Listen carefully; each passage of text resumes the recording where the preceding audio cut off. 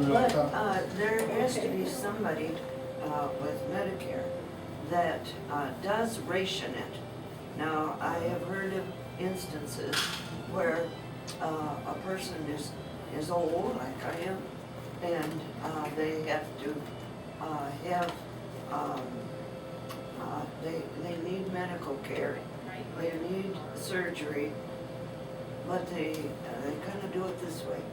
Okay, here's a younger man that needs that same surgery. So we will see where we would get the most benefit. Now you go home and get over it best you can, and the younger man can have the surgery because they can't do it all. If the government has the ultimate option on that, you will see that. I think that's criminal. Oh, I agree. And the older I get, the more criminal I think it is. We have, my mother lives on our property with us.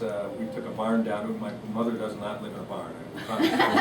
We took one of the barns down. We built called the Grandma Cottage, a 2-bedroom efficiency home.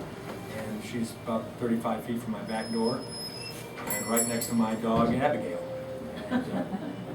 And she's lived with us now 12, almost 11 years, and just in the last year and a half, she is needing much more care, and we've had to deal with that. But I can't envision a government bureaucrat making a decision on whether my mother, in her weakening condition now, and mental condition as well, has the right or doesn't have the right to be cared for as fully as her family wants to care for her. You know, my mom has taught me how to live, and she's teaching me how to die as well. And we are blessed to have her there, and my wife gives amazing care for her. And I would just wish the government would get their head straight and say, let's give incentive for families to take care of their own when they're willing to do that, capable of doing that. Let's give more options as opposed to less options. Let's give incentives for creativity insurance plans so there can be coverage for alternative approaches or supplementary approaches to beginning of life, middle of life, end of life situations. We can do that. Reagan always talked about the exceptional, the American exceptionalism. And we are. We're allowed to be exceptional and not told we all got to be the same. So. You hear a lot of talk about repeal of Obamacare, but if the Republicans took both the House and the Senate and passed bills to repeal it, Obama would veto them. So, but if the House is taken over by conservatives, I hear you say it can be stopped simply because the House can refuse to fund these things. We don't send him a budget bill that has funding for the implementation of the parts of Obamacare that need funding. Now, there's some things, policy, including tax structure, that we can mess with that with lack of funding for the tax agents and the forms and everything we produced for a couple of years. But yeah, we start by simply, we're not going to fund it. And he can scream all he wants.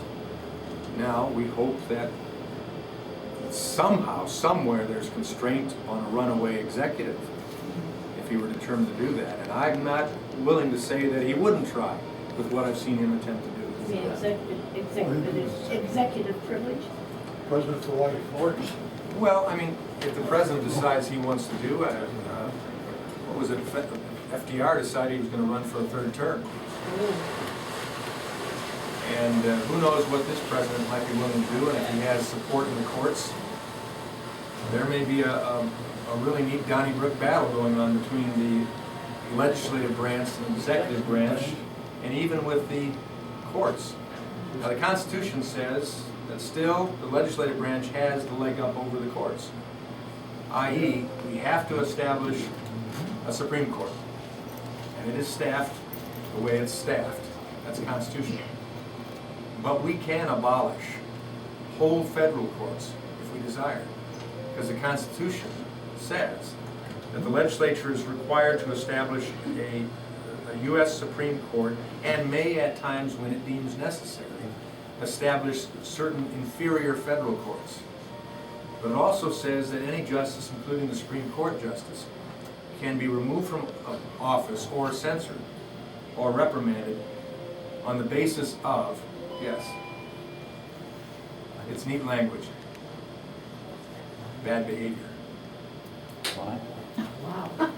That's pretty broad. And I would at least say if you violate the U.S. Constitution and your oath of office, That's bad behavior. That's bad behavior. Yeah.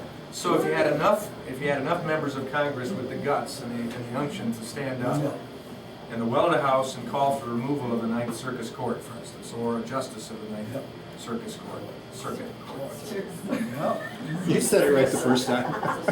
You caught it, I hope, finally?